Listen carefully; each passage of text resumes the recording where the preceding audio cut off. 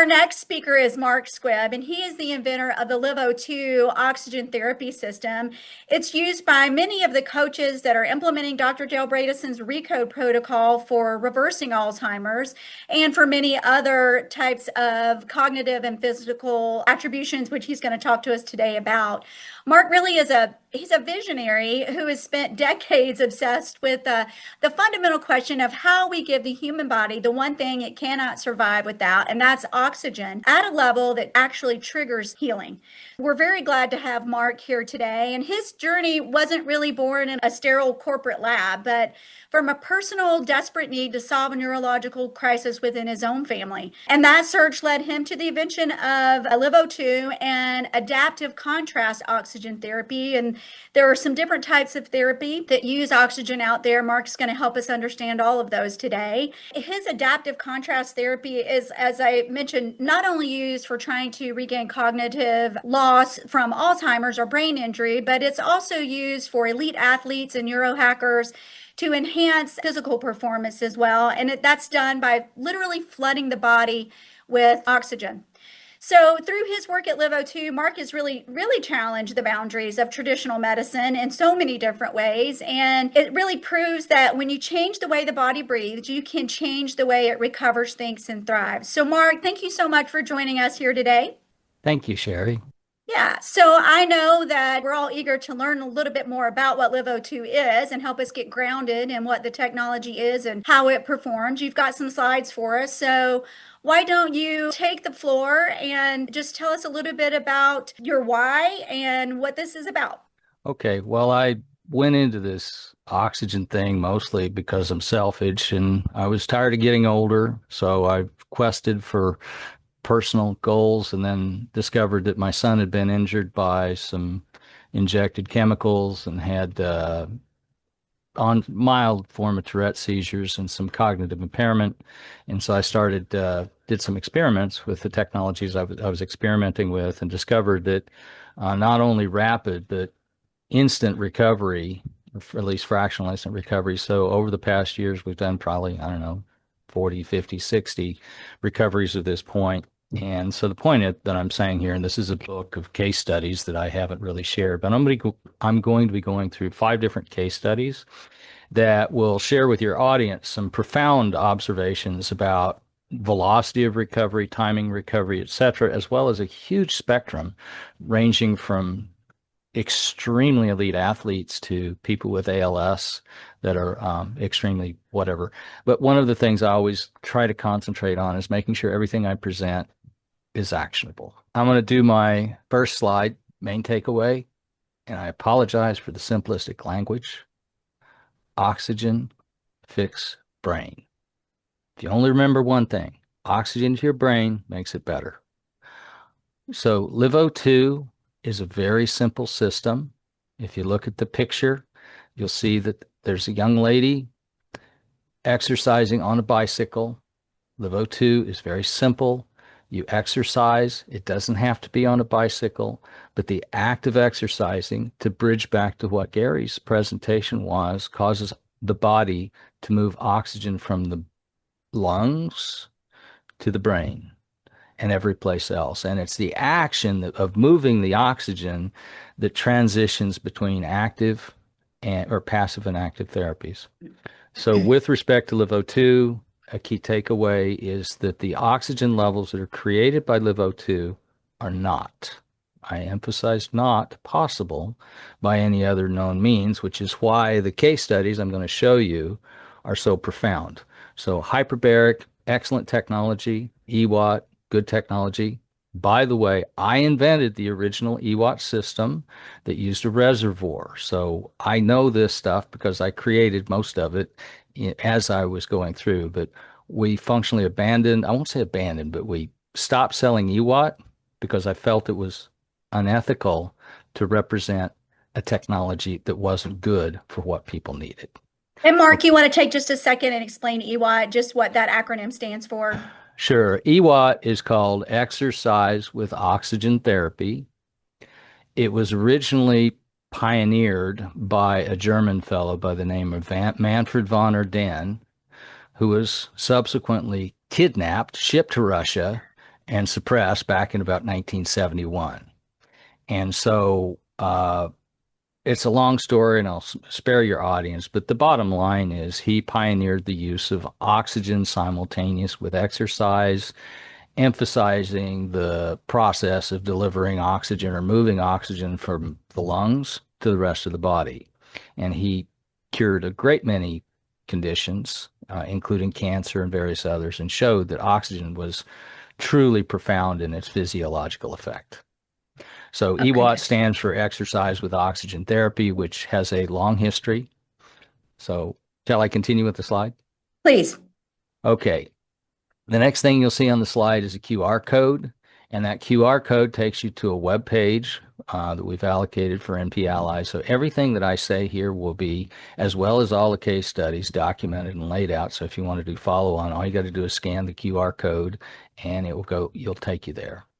So then the things that are there, you're also going to find is LiveO2 has released a brain tracking application for your audience so that, as you go through and you talk tracking your own brain, number one, if you think you're going downhill, you can use this application to mark. Sherry, I believe you took a version of the brain tracking application earlier, and it is a full-blown heavy duty neurological test, which is clinically valid. So I did. I did. I took that mark, and that test has been used in multiple different arenas within the cognitive world. So it definitely hit on where I need to improve. So I felt like it was valid and encourage its use. well, yeah, that's one of the issues around our testing, which is they are very rigorous and they produce solid results. And so, with respect to all of the case studies or most of the case studies where possible, we use this test to provide.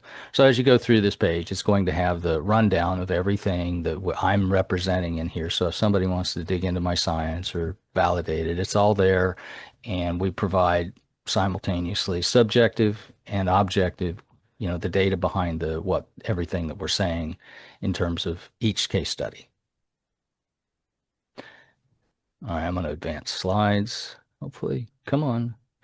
Okay, so the first case study is borrowed from Dr. Heather Sanderson's book. Well, actually, it's a mutual client.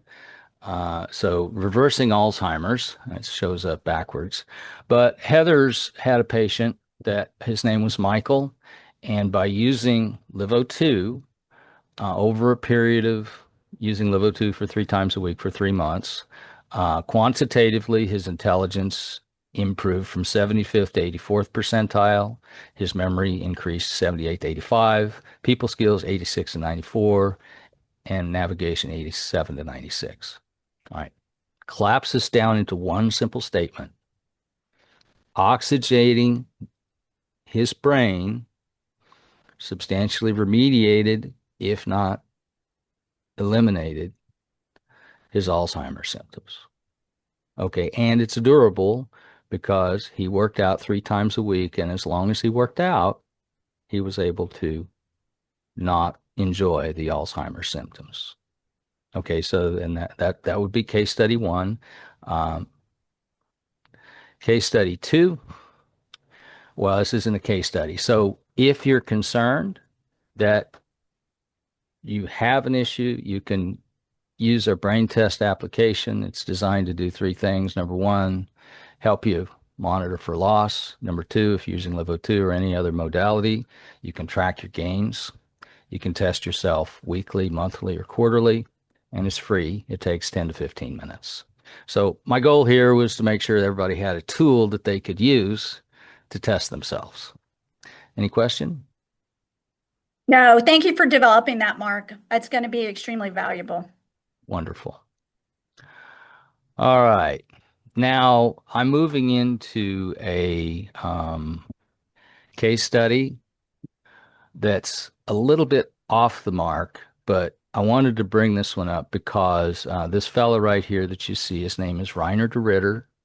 Last Saturday, LiveO2 was supporting him in Las Vegas, but I wanted to position it because in terms of people that enjoy concussions, if you crawl in the ring with a pro fighter, you're likely to get hit in the head.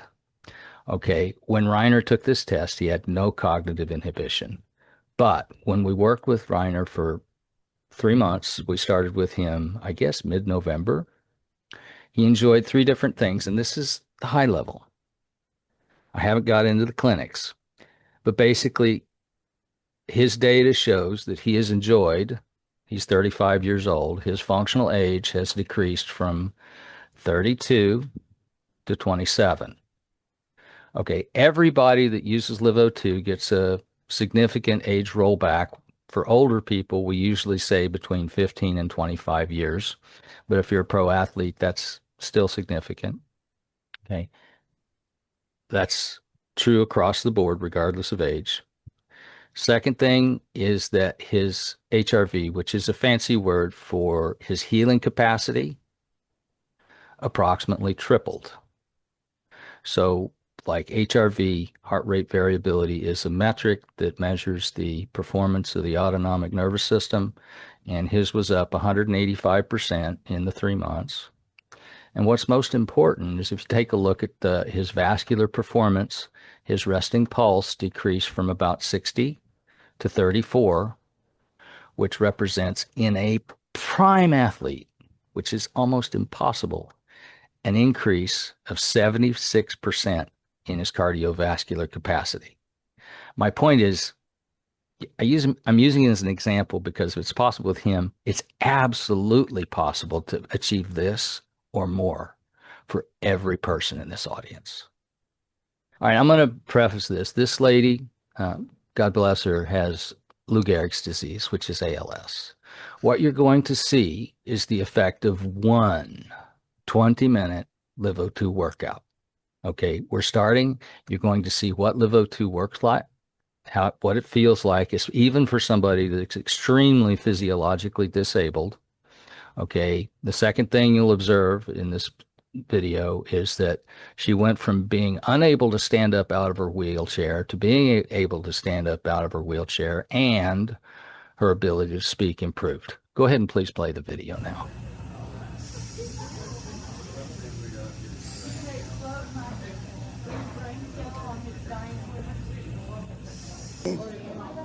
Does that feel any different? Not much? That was, It's still pretty hard. it's so hard. I'm sorry about that. How did it feel? Well, I can hear. Well, that felt great. I can understand you much more easier than before. So she sounds a little better. For sure. Well, it felt great. It was crystal clear.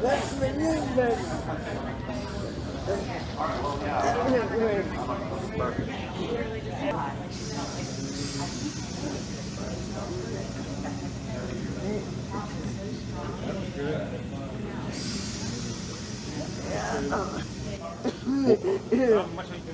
Look Here, at the I'm going to smile come on her around so you face. can hold my arm.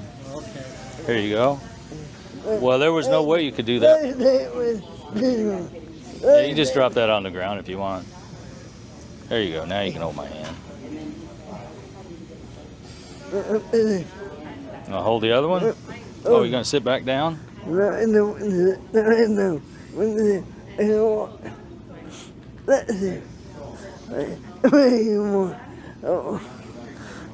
that's a big change. You couldn't get out of the chair. You stood up all by yourself. Holy crap. Wow. Yes, you did it. Wow. Thank you very much. Thank you. You're welcome. We'll do some research here. Okay. That was one 15-minute workout. That's pretty impressive. It's hard not to be moved by that video, Mark. I mean, I watched it this morning. I was crying. Yeah. So, and that's the profound effect. So I'm going to move into the next case study. And this lady here, her name is Jill. She had had 3 concussions over 18 months. But what matters in this is how long it took her to recover. Okay. And if you look up in the upper right-hand corner of the slide, you see the line there that has a bunch of red scores across the top. And you look at the second line of the slide where the second line is mostly green. Jill recovered substantially from 4 concussions over 18 months in 4 hours. The time difference between the first and second test. Oh. So the takeaway to this, remember I said oxygen fixed brain? A lot of times, the reason the brain's not working is because it doesn't get enough oxygen. All we did was turn the oxygen to Jill's brain back on, and she substantially recovered. The second takeaway is on the fourth line in the little chart up above. You'll see the fourth line on that chart is mostly green. The fourth line was 4 years after the first line. So not only did her brain recover that function within 4 hours, it stuck. And as far as I know, she's still humming along. So this is the big takeaway here is a lot of times the only thing, especially post-mild concussion, wrong with people's brains is they're just not getting enough blood, enough oxygen to work right. Now, Mark, did you, in Jill's case study, was she continuing to use the LiveO2, or it was only that one out, those sessions initially? As far as I know, Jill only used LiveO2 4 times within Okay. the first 2 weeks. That's phenomenal.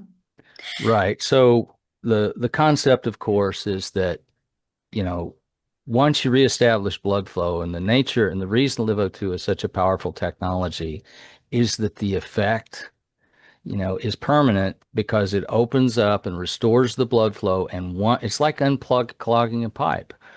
I talk like a plumber. Once you unclog the pipes will stay open until you clog them again. In this case, Jill didn't clog them again, so her brain works as well today as it did back then, as far as I know. All right, I'm going to move to the second one, and I'm hoping that my case study for this is in the room. Patty said to drop a note. The second big takeaway is that there doesn't appear to be a limit about how long after you lose brain function that you can get it back. This lady had been in a car wreck when she was 17 years old. This recovery, which brought back her memory, occurred 41 years later. So once you clog a pipe, it will stay clogged until you unclog it. Once you unclog it, it will stay unclogged until you clog it again. Okay. So Patty had been, you know, she works a lot. According to my wife, too much. She's a postmaster and she works too many hours, etc. So her lifestyle had led to her being fairly sedentary. So we worked with her about a month to build up her physical strength so that she was strong enough to do the LiveO2 protocol that kind of focuses on the brain. After a month of self-paced effort, she was able to do the next protocol. And if you look at this, you'll see that the red on top was when we began at day 0, and the green on bottom is 30 days later. And her neurological panel went from somebody that lost memory due to concussion, according to her, to somebody that got all her memory back. And after she finished, she went back to the post office. She says, okay, by the way, to all her postal clerks, you don't need to help me remember where my keys are anymore. Okay, so Patty, drop a comment if you're here, but just to let everybody know that I'm telling the truth. All right. And Mark, people can drop questions for Patty as well as you in the Q&A box down at the bottom. Perfect. All right, so I'm going to zoom out and start talking to practitioners and medical people out there. So in these cases, I've case studies, and there are many more. Number one, brain recovery, as long as it's a result of blood flow loss, can recover instantly. In this case, the first case study with Jill showed it in about 4 hours. Takeaway number two, lesser technologies, particular EWAT and even hyperbaric, do not meet the critical threshold for brain oxygenation to produce these kind of results. I know that from a matter of authority because I invented EWAT, so I've compared both side by side, and anybody that says EWAT is as good as LiveO2 is absolutely not correct. Adaptive contrast is completely required. And for anybody who's thinking about using LiveO2 in their practice, please, please, please take our course. We've spent a decade screwing up. Okay, if you don't understand and have our guidance in terms of how to apply these technologies correctly, you're not going to get the results like you're here. However, if you follow our guidance, you'll be able to reproduce all of these results in your clinic. And by the way, if you buy a LiveO2 for home, we include the coaching to help you be successful as well. So we built a whole platform around that. So that goes back to LiveO2 training and certification. So if you're going to a practitioner and they don't have a certification, please ask them to become certified, because the best practice matters, because there's a whole bunch of discoveries that we've made that are only available in our thing. And somebody who's trained as a medical doctor or medical practitioner does not know the stuff we know. Okay, so bottom line, there is no time limit for recovery. So if you lost your mind a decade ago, that's okay. LiveO2 can probably help.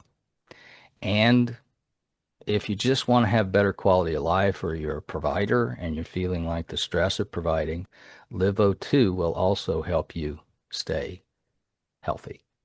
And I don't want to go too much, and I don't mean to turn this into a long-winded advertisement, but these are reasons that oxygen matters.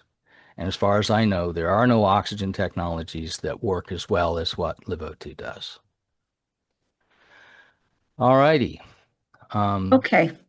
Thank you, Mark. I appreciate that. So, in order to help everyone understand just a little bit of the difference between HBOT, which is hyperbaric oxygen chamber, and then the adaptive contrast that you're doing, I think it would be helpful to go into an explanation of that. So there's two different types of HBOT. There's a hard shell and soft shell, and then what exactly is adaptive contrast, and how does that look? What does that look like in the process of someone using a LiveO2 system?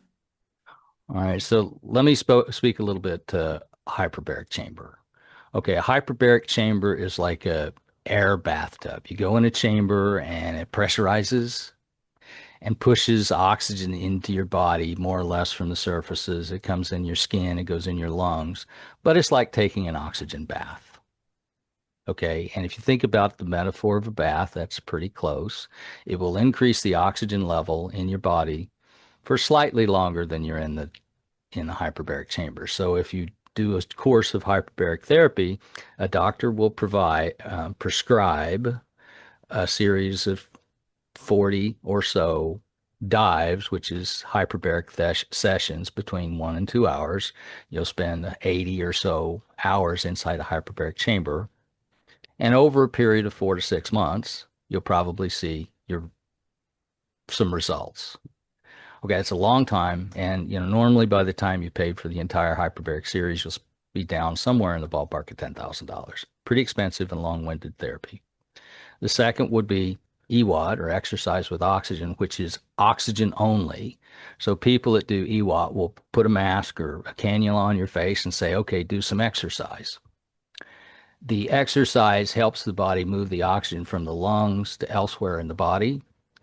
But what I discovered, especially around the neurological stuff, is that when you give the body extra oxygen, it actually shuts down the vascular process that moves oxygen to the tissues. So, for example, if you go in a hyperbaric chamber, your pulse will decrease.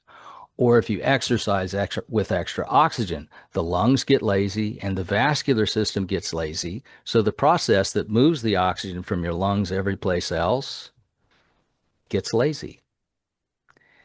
That's exactly the opposite of what needs to happen. So if we take the adaptive contrast, you will get on the system, and we've got a whole protocol series, but it starts out with, okay, let's breathe some extra oxygen. But when we get into the brain O2 protocol process, what we do is we actually challenge the body to the point where the body optimizes the amount of blood flowing between the heart and lungs and the brain. Okay, and there are different trigger thresholds for this. Okay, but the bottom line is the body will approximately quadruple, that's a fancy word, for 4 times more, 400% more blood getting squirted from the heart lungs to and through what's left of your brain. Okay, so that is a super cycle or super circuit of blood flow. Okay, it is essential,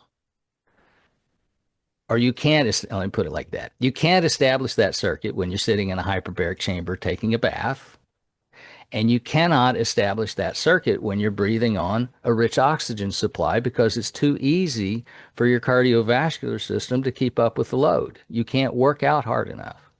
So the innovation about LiveO2 is we switch you back and forth between an oxygen poor air supply, which says, so like you're working out on the top of, a mountain. What happens when you exercise on a mountain? Your body says, oh my goodness, there's not as much oxygen here. I'm going to open the bronchial pathway. So bronchodilation. Then it says, oh my goodness, I need to send more blood instead of less, which you get less when you give extra oxygen. You get more blood when you get less oxygen. So the vascular system will dilate. And the heart says, oh my goodness, I need to be as efficient as possible. So the heart will reach out and absorb and push more blood with each stroke. So you get an increased ejection fraction and a heart rate will increase. Okay, so by the time you stack all of these effects together, it's much easier for the body to establish a higher level of blood flow to and through the brain. So the brain O2 protocol starts easy, and then over a period of repeated sessions, we start to escalate you up. So like, for example, with Patty, it took her about a month to, get strong enough to be able to do our base protocol. But then we got a protocol where we turn around and we establish that circuit and we throw the oxygen switch, and then you get a supercharge of oxygen into the blood. Okay, so when that oxygen hits the brain, it like blasts. And that's what happened with Jill. That's what happened with Dakota. When we did that, we broke through the blockages and their brains switched back on instantly. That's why we were like with Dakota, I trained him and observed. We did testing on Monday. I trained him with adaptive contrast that afternoon, and then we tested him again on Wednesday. And by Wednesday, a significant percentage of his cognitive function was restored and his Tourette seizures were gone. Now, I didn't include that case study here, but that's also what happened to Jill and Patty and everybody else is once you reestablish that blood flow, the brain just switches back on. I'll go back. And I was going to say for the audience, Dakota is your son, right? This is the why and so much of what you did outside of your own personal needs. Correct. Yeah. Dakota is your trainer. So when you go through this process, he's going to be your coach. Yeah, and Mark is specifically talking about me because I now have a LiveO2 system at my house.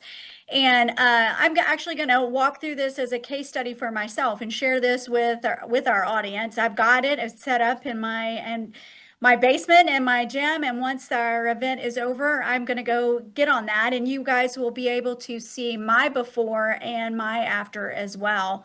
So I'm eager to improve my brain here a little bit and address the issues that I have. And so those results will be presented as they are.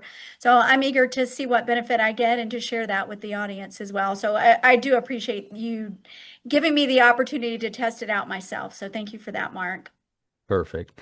And by the way, for the audience, so in terms of being actionable, my main goal in all of this is to create action plans that people can use. So for example, LiveO2 has well over 10,000 systems in the field. Our platform's very wrung out. We got a lot of users, but I'm going to give you a bit of a surprise. We've had the technology invented for about 10 years, or I invented over 10 years ago. In that release, exactly 0 of our regular users have ever escalated to me saying, wow, I have mild cognitive decline. So I'm not saying it hasn't happened, but usually if somebody has a problem, they end up on my calendar. So from what I can see, we have 0 instances of mild cognitive decline in our active user base, and we have 0 instances of cancer in our active user base. That's not a medical claim. It's just my observation, which is if somebody ends up with a health problem and they're using LiveO2, they will usually come to LiveO2 for support. And this, as a zoom out, speaks to the anti-aging effect. Like, so for example, when somebody uses LiveO2, their entire list of health complaints will go back in time, as in roll back 15 to 25 years. Like I showed with the Reiner example, his list of health issues is rolled back, but his functional age is measured by, age management devices has also regressed about 18%. Mm. Everybody that does LiveO2 enjoys about the same result physically. Okay, but when they talk about what happens to their mind, I've got a standard protocol. I will say, and I'll ask you the question once you get in. I say, well, Sherry, how long ago was it that your list of health problems was as it is today? And you're going to answer that question and say, well, I was 25 or 34 or whatever number. I don't know. I'm presuming. But you're going to come back and ask me that. And I'll bet you $1 to a hole in a donut that your answer is 15 to 25 years minus what you say today. Yeah, and along those lines, Mark, if you're comfortable answering this question, we've got a couple questions in here about how old you are. Based on, you're using the system regularly, we assume. I am 64. Okay. And so you're continuing to use this on a regular basis daily, I assume? How often are you using I it? use LiveO2 3 to 4 times a week, with the Okay. exception for the past several months because I'm on my boat. And because I'm on my boat, it's problematic to set it up. So I have used it 3 or 4 times. But anyway, long story short is yes, I use the system pretty much every day, or every other day, at most every other day. Okay. And I had a question going back to your case study with the video of the person with ALS. Uh, how was she how was she exercising while using the machine? Because she clearly had minimal physical capability. Right. So we started the video with her using the machine. So she had a mask on and she was sitting on a recumbent bicycle and she was Okay. doing light pedaling. So the reason I offered that video is, number one, it gave a example of somebody who was severely physically disabled, as in wheelchair bound, using LiveO2 with a piece of exercise equipment. And it showed what the exercise they did resulted in terms of their physical improvement. So that was her. You saw her speak and listen to her speak. You watched her stand up out of her wheelchair, which she was unable to do before. And that was in the one workout, which was approximately 20 minutes, that was recorded or that you watched a sample of the Yeah. recording of. Okay, thanks for clarifying that. I do have a question here about could you get the same level of benefit through breath work or pranayama and an oxygen machine? So I'm not sure if I pronounced that pranayama. I think that's a meditative yoga breath work style. The short answer is if you go out and look for case studies that match what we did here, so for example, the concussion recovery in 4 hours. Okay. I mean, you can find case studies that show, improvement over time, but you won't find any case studies that show that much improvement over that short a period of time. Mhm. So if you could, and you go out and say, wow, if healing from a neurocognitive issue would be something that's completely routine, and you could just, oh, here, do this exercise.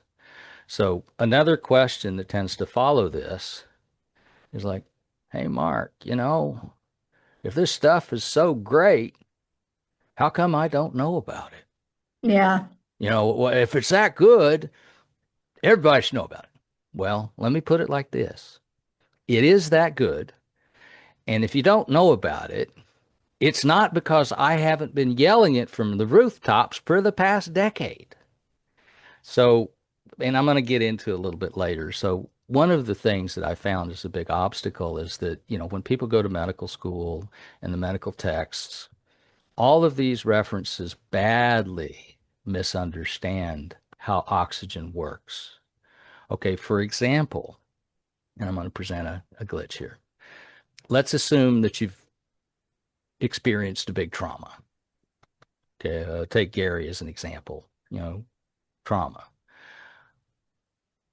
Let me explain what I will tell Gary about what's going to happen when he gets on LiveO2. I'm going to say, Gary, we're going to put 2 pulse oximeters on your fingers, and you're going to start to work out, and I'm going to give you oxygen only. Okay. When Gary starts to exercise, I'm going to ask you the question. What is every doctor going to tell you is going to happen to his pulse oximetry on those fingers? Yeah, it's going to go up. Exactly wrong. Wrong. Okay. Okay. And that's because LiveO2 has documented and proven that there's a completely different physiological sequence that happens. Okay. What happens is when you have a trauma event, it will shut down a big part or meaningful part of your vascular system. Like with Jill, she had the concussion, part of her brain was OFF off as a consequence of the impact, which damaged the vascular system. So those tissues went dormant. And while they were dormant, they stayed dormant. They didn't use oxygen, okay, and they did their best to get by. And that happens throughout the body. What we see, and this is oxygen only, so is that when somebody starts to do a process we call punch through, which is as the vascular system starts to open up, guess, and the body starts to gobble up oxygen to pay back the debt. What happens to the amount of oxygen that appears or goes to the fingers? You tell me. It goes down because the oxygen that leaves the lungs gets routed to the parts of the body that are oxygen hungry. So as Mhm. the body pays back the oxygen debt, the apparent pulse oximetry, the apparent amount of oxygen available or measurable on the finger or ear or anywhere else, decreases.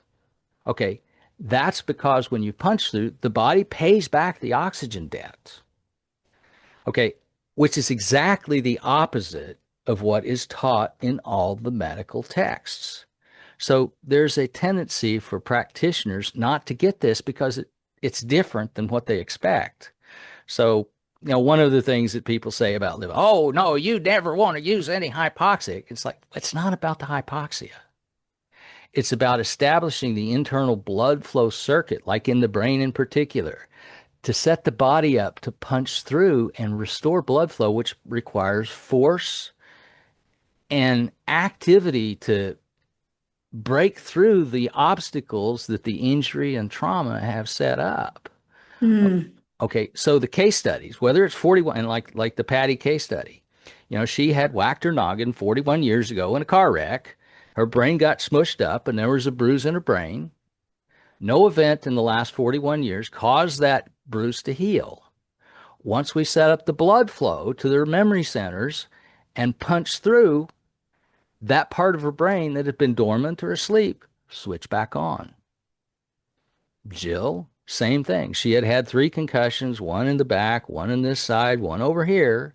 Okay, once we set up the blood flow pattern and we punched through, those parts of her brain just switch back on. So the challenge here is once that part of the body switches back on, it stays on, but you have to create the internal flow dynamics that enable it to punch through and switch back on. So, and I'm sorry if I'm talking too fast. I'm excited about it. You're good. You're good, Mark. Oxygen, heal brain, and in the vascular system, oxygen works like Drano. It is the magic substance that opens it up. And once it opens it up, it stays open. Okay, that's why you see all of these responses, like the poor lady with ALS. I mean, this was one of 6 or 7 case studies we did where poor guy named Cliff, we had him say, Peter Piper picked a peck of pickled peppers. Okay, and he could barely talk before, and he was just so happy about talking about Peter Piper. That's because the part of his brain that controlled his articulation started working better than it did before, just because we turned the oxygen or the blood flow, i.e., oxygen, back on. Okay, now I want to provide another piece of information. And back to Gary's. When you have a structural injury to the brain, and I'll ask this as a question. Let's assume you get literal brain damage where the brain matter itself is injured as a consequence of a concussion. What's the first thing you want it to do or would like to do to get that to heal better? Increase the blood flow. Right. Increase the oxygen. Okay, so, and there are different types of injury. There's neurochemical injury, there's, severe concussion, there's mild concussion. The 2 cases, particularly Patty and Jill, were cases of mild concussion where the dominant loss of function was a consequence of loss of blood flow. When we punched through the loss of blood flow, the brain switched back on. Okay, in other cases, like one of our customers, Ben Menifee, he veteran, he ended up with a brain bleed and a very severe injury over a period of about 6 months. His paralysis started to resolve, if not substantially, not completely, but substantially, and he got motor and sensory back to the right side of his body. So if you have real brain damage, it takes longer because it takes the body time to grow that back. But this whole conversation about, oh, the brain can't heal, I suggest the case studies I presented here meaningfully contradict that, I'll call it medical opinion, such that these things are absolutely actionable. Footnote. I believe, and we package LiveO2 so that it could be used as an at-home workout. All right, it is not packaged or marketed as a medical device because I wanted it to be available to everybody pretty much without a doctor's prescription. Okay, if you do go to the doctor and you say, I have insurance, there are CPT codes that your doctor can use to prescribe. There's a 15-minute physical activity, et cetera. So there are different techniques that you can use to have your clinic or doctor use LiveO2 with you that can be reimbursed by insurance or paid by Medicare. But generally, the best time and best way to have LiveO2 is to use it at home. Does that make sense? Yeah, that does. Mark, one of the things I wanted to draw attention to for everybody in the audience is that there's quite a few questions here about, clinical trials and the research that goes into this. And you've mentioned several case studies today. Do you have any plans to do the clinical trials or the more rigorous traditional research to bring some standard evaluation to what LiveO2 is able to accomplish? That's sort of question number one. And then I know that you've referenced your experience with it, but how many clients or cases of use are there out there? Well, we have many, many people that have been helped through clinics. You know, internally, I've got a case study. We've done case studies with the military. We've done studies literally with the military. We've been to multiple universities, and I know this is going to sound horribly paranoid. We went to the University of Minnesota, and they said, "Oh, yeah, we're going to help you do that." Do you know what happened at the No. university? The people in the university basically pretty much stole our techniques and technology and refused to publish anything with our name on it. So, Yeah, so what I'm going to do is just call out anybody in the audience if they're, because we do have researchers here, we do have connections with other universities, and we'd love to be able to bring that into the fold and bring some of that rigor that I think would help address this issue, because people do want that scientific evidence. They want that to support what they're doing, and they want that recommendation. And while you've got, I think over, I don't know how many, but 6,000 or so case no, studies. we have more than 10,000 systems in the field. Okay, Okay. we've done many, many case studies, but the challenge I have with formalized research is that a lot of times the people that actually do it, like in the 2 or 3 cases where we've gone to universities to, basically sponsor this research, the universities generally refused to give our data back because they're sponsored by, or at least this is my opinion, they're sponsored by pharmaceuticals, and the potential impact on the pharmaceuticals was astounding. And so I believe that the people that said they wanted to do it failed. So if there's anybody out there that really wants to help us, I'd be happy to entertain it.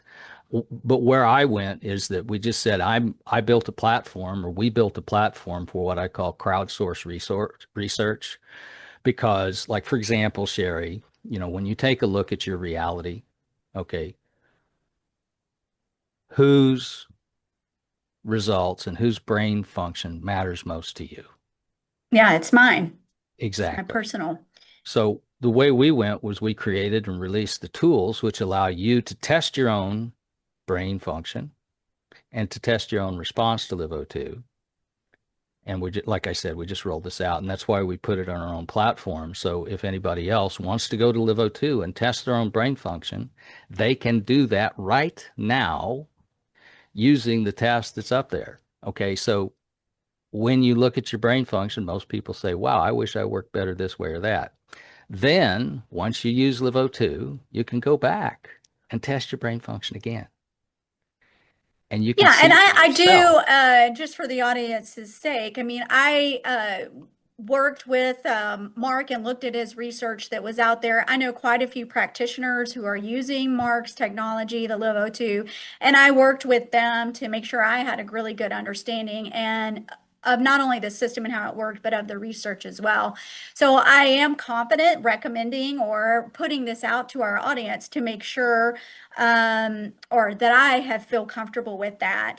And we, as everybody knows, I hope you know, we are not sponsored by any of the technologies that are here. We are agnostic to any of the practitioners and any of the technologies, and we do our own research to evaluate before we put anything in front of our audience. So I did want to address that though, because there are quite a few questions in our group here about it. So I did want to bring that up. So I'm going to move on now, and I've got a couple of other questions around physical performance and improvement in the body from using this outside of the brain. Pulmonary fibrosis, stroke. These are two questions that keep coming up. Can you speak to whether the LiveO2 system will help with those? Well, at the risk of not drifting over the line to make a medical claim, like, for example, my father had a stroke. Okay, I said, Dad, come home with me. Okay, and I worked with him for 4 days, and he went from stoopy and mumbly with spittle coming out the side of his mouth to walking and talking normally and stopped drooling within 4 days. Okay, and that was, I don't know, 6 months after his stroke. The principle here, and there is a long list of people who have been helped through practitioners using LiveO2. You know, the challenge with respect to all oxygen therapies, and I'm going to climb up. So if you go off and you take a look at the clinical data around hyperbaric for stroke treatment, I don't think that hyperbaric is routinely prescribed for stroke care. If it is, it's off-label. Is that correct? Yeah, I believe that's correct. Okay. So one of the reasons I'm shy about this whole institutionalized, if you take a look at a product or a technology like hyperbaric, which is well established, the whole principle is that the medical industry hates oxygen. Okay, they hate oxygen so badly that they'll suppress a well-known and fabulous technology like hyperbaric to the extent that they refuse to pay for it for brain damage. Okay, so, and again, I'm drawing a contrast, but if you take stroke, and the concept is, so when somebody has a stroke and you put them in a hyperbaric chamber, they get better. It's slow. When somebody has a stroke and you give them LiveO2 or put them on LiveO2 to the extent of their ability, they get better fast. So the principle here is a stroke is an ischemic event. Okay, when you have an ischemic event, what is the definition of an ischemic event? Not enough oxygen. Not enough oxygen, yeah. Right. So what is the natural first step to do for somebody that's had an ischemic event? Right. It would make sense that you want to flood it with oxygen. Okay, so why don't they prescribe hyperbaric? Yeah. This is part of why we're here and what we are trying to bring forth into the community is how there are things that are out there that are useful. And the right answer is to take this knowledge that you gain here today and go back to your physician, to your caregiver, and discuss it, bring it up, and use that as a point of conversation. Right. Let me inject one more point. So, you know, for example, I invented the original EWAT or high volume EWAT system. LiveO2 sells standard EWAT. I think a reservoir package sells for about $900. So anybody that's looking at, you know, recovery from stroke or any other of these systems can turn around and literally source our reservoir and attach it to an oxygen concentrator. So if you can get a prescription for an oxygen concentrator, you can use the LiveO2 EWAT system to facilitate your own recovery at home very easily. Okay. And that is the EWAT is going to work better than HBOT probably for you if you're at all able-bodied. And when you add the adaptive contrast with establishing the blood flow, it's going to be even more effective. But anyway, my point would be, what about conditions like stroke and pulmonary fibrosis? Yeah, pulmonary fibrosis. Well, pulmonary fibrosis is the growth of anomalous tissue inside the pulmonary system, correct? Yeah, that's correct. Okay, so the question is, when you zoom back and you say, why is the vascular system growing extra material? I would suggest the normal reason for that is it's persistent inflammation inside the vascular system. Okay, and so if that tissue is growing because the vascular system doesn't have enough oxygen to grow and heal, then pulmonary fibrosis is going to be a downstream consequence of insufficient oxygen. So I would say the probability that LiveO2 or any oxygen technology, including hyperbaric, is going to arrest or retard the development of pulmonary fibrosis, I'd say that's very likely.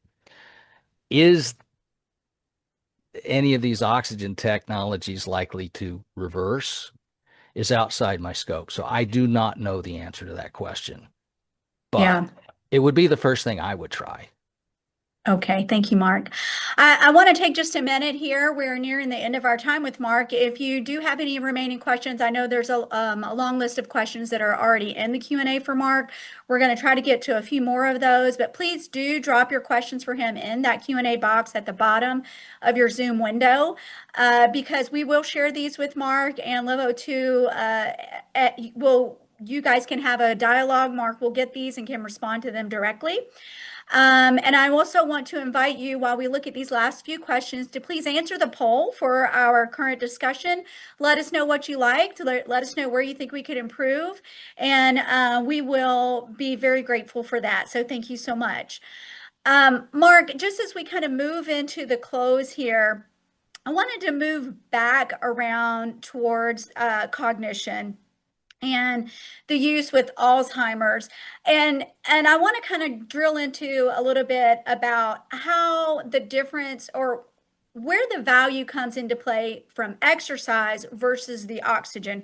Have you been able to, because exercise in itself, right? And Dr. Sanderson is going to speak to this, who's coming up next, extremely opens the window of plasticity in your brain and makes it easier to learn. And I think that is partially because of the oxygen. But then when you add the LiveO2 system onto it, that's when you get these phenomenal enhanced and accelerated improvements. Can you speak to how the difference is there, or where one stops and the other takes over? Sure. Take a breath of air. How much oxygen is in the air that you just took in? I don't know the answer to that. Give it to me. 21%. Okay. Okay, let's assume that you exercise with 21% oxygen supply. You're going to get the neurological process that occurred as a consequence of you, quote unquote, telling your body to exercise. Okay, now let's assume for a moment that you take a breath of air that has 3 atmospheres worth of oxygen in it. Okay. How much more oxygen is your body going to get as a consequence of that when you're exercising? Yeah. Okay, so what we found, and I'm going to give you a number with respect to the neurocognitive restorations. Okay, the pulse of oxygen that goes to the brain when you use LiveO2 is in the ballpark of 24 times normal.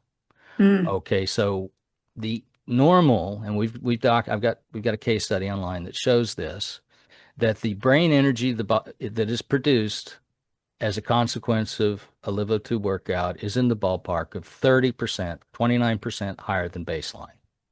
Okay, so we're able to, like in a LiveO2 workout, exercise the brain such that the brain is documented to use and manufacture up to 29% more energy than it does normally. Now, unfortunately, I can't give you a baseline about how much more energy the brain produces as a concept of regular exercise, but I seem to recall that number being around 11%. So if the numbers that I'm remembering are correct, that exercising with LiveO2 basically juices up the brain significantly more than just straight exercise, because it causes much more oxygen to go to the brain. And we call it the super brain effect, which is if you test anybody's IQ subsequent to use of LiveO2, their neurocognitive performance for about a 48-hour window after LiveO2 will be at about 29% higher than normal. And University of Minnesota did document this in terms of neurological testing, which is all of their athletes were able to operate at much higher levels of physiological and cognitive process. So basically compared, you get much more bang for your buck out of exercise with the LiveO2 platform because it soups up the energy production in the brain. Okay, thank you for that. Yes, I'm very much looking forward to using this myself to try and see how I can improve my mental flexibility. That and processing speed were my 2 issues that I'd like to improve. So I'm eager to get to that result and improve my brain. Mark, you talked a little bit about your personal situation and why you developed this, and you talked also about how the challenge with the research and the pharmaceutical company out there is sort of owning a lot of the research that gets done and funded, which is that's well documented. But the question I have for you is kind of on this personal level. What does that cost you personally to develop this system, to go through this process, and to give our audience an idea of how that has motivated you to move forward and continue to expand LiveO2 to more and more audiences? Well, let me flip the question just a little bit. Okay. So the first point is that, I spent my whole life bringing new technologies to market. So, if I allowed myself to think about what it would cost, I just can't allow myself to do that. And my most famous invention is called the bat test, which is if I ever tell my wife I want to start another business, she's supposed to take a bat and hit me in the head. Okay, but I'm going to flip the question. One of the greatest compliments a father can ever receive, which is to have your children want to do what you do. So recently, I now have two sons, Dakota and his brother Tanner, that have chosen to do what I do. And when your kids take actions to say, I want to be like him, it's never about what it costs. It's about having people that love you the most and see you do this, want to be like you. So the cost does not matter. Cost does not matter.